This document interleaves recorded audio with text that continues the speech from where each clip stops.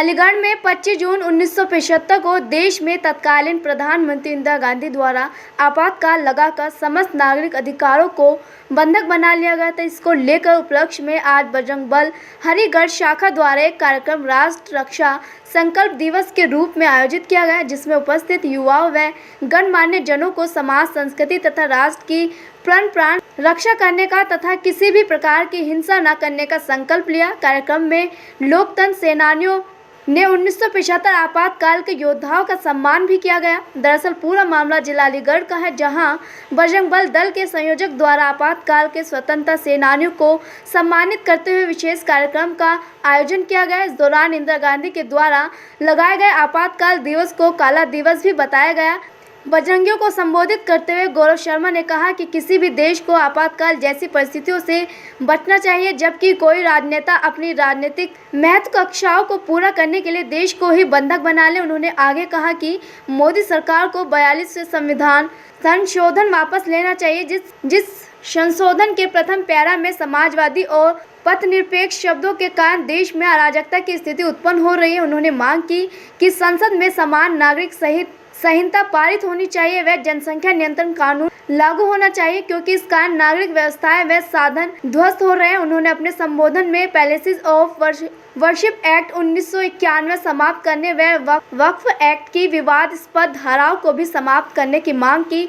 देश के कई हिस्सों में जुमे की नमाज के बाद की जा योजनाबद्ध हिंसा को देश को अस्थिर करने की साजिश बताते हुए उन्होंने कहा कि सुरक्षा बलों व सामान्य नागरिकों पर हिंसक हमला करने वाले अपराधियों की सरकारी सुविधाएं समाप्त हो तथा इनके परिवार का मतदान का अधिकार समाप्त हो। नुपुर शर्मा द्वारा दिए वक्तव्य की उच्च स्तरीय जांच विद्वानों द्वारा कराने के वक्तव्य के सत्य आधारित होना अथवा न होने के आधार पर कार्रवाई तय होनी चाहिए। उन्होंने देश में हुई हिंसा के लिए जिम्मेदार पीएफआई व सुन्नी वक्फ बोर्ड, जमीयत उलेमा व हिंद वाले अन्य ऐसे संगठनों पर प्रतिबंध की मांग भी की तथा भारत में अल्पसंख्यक समुदायों की अधिकतम जनसंख्या सीमा 5% नियत किए जाने की भी मांग की। देखिए, 25 जून 1975 में इस देश में आपातकाल लगा था और आपातकाल में जो इस देश के लोकतंत्र सेनानियों ने यातनाएं झेली, उन यातनाओं को इस देश की युवा पीढ़ी को बताने हेतु और लोकतंत्र जो हमारे सेनानी थे उनका सम्मान करने हेतु हमने राष्ट्र रक्षा संकल्प नामक एक कार्यक्रम बजरंग बल हरिगढ़ के बैनर पर किया है। साथ ही युवाओं को ये एक संदेश दिया है इस कार्यक्रम के माध्यम से कि देश में आज आप देख रहे हैं चारों ओर अराजकता का माहौल है और इस अराजकता की जड़ में पाकिस्तान नहीं है। कुछ लोग समझते हैं कि इस अराजकता की जड़ में पाकिस्तान है। इस अराजकता की जड़ में इस देश के अंदर पनपने वाला जिहाद है और उस जिहाद को जो शक्ति प्रदान होती है वो होती है पीएफआई जैसे फंडिंग के माध्यम से। तो हमारी इस देश की सरकार से मांग है कि पीएफआई जैसे जितने संगठन हैं इनको बैन किया जाए। साथ ही इस देश में अराजकता के जो भी मूल कारण हैं या जो भी उद्देश्य हैं, इस देश की सरकारों को आवश्यकता है कि अब उन पर चिंतन करें और तत्काल प्रभाव से कानून बनाए, कुछ भी करें, उन पर शिकंजा लगना चाहिए। क्योंकि देश में अभी पिछले दिनों ऐसा लग रहा था सोशल मीडिया पर या देश की स्थिति को देखकर कि देश में गृहयुद्ध की स्थिति है।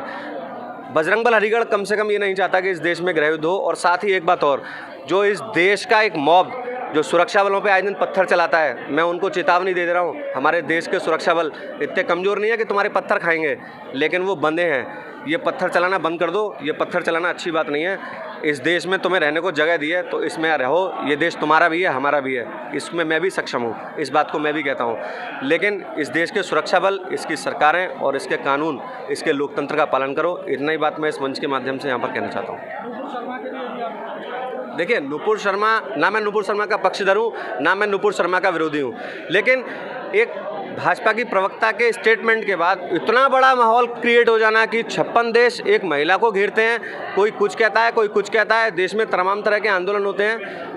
मैं इस देश की सरकार और इस देश के न्यायालय से, सर्वोच्च न्यायालय से मांग करता हूं, या जो भी जांच एजेंसी इस देश के अंदर सबसे बढ़िया उनसे भी मांग करता हूं, इसका विश्लेषण करें। जो विशेषज्ञ हैं वो बताएं ना कि नुपुर शर्मा ने सही बोला या गलत बोला। अगर नुपुर शर्मा ने सही बोला है तो सही बताएं, अगर नुपुर शर्मा ने गलत बोला है तो जो भी कानून में धारा नुपुर शर्मा के लिए बनती है वो उसको लगाकर उस पर लागू होनी चाहिए, नुपुर शर्मा को भी सज़ा मिलनी चाहिए। लेकिन अगर नुपुर शर्मा ने कोई गलत बात नहीं बोली है और वो निर्दोष है तो इस तरह से किसी महिला का अपमान हिंदू समाज सहने वाला नहीं है और हम किसी भी सूरत में सहेंगे नहीं। अगर नुपुर शर्मा को बिना किसी तथ्य पर इस देश की सरकारें और इस देश का प्रशासन और न्याय व्यवस्था परेशान करेगी तो फिर कोई समस्या नहीं है। जो जिस भाषा में समझेगा हम उस भाषा में समझाएंगे। लेकिन मैं आपको बता दूं, नारी प्रधान तो नहीं है ये देश।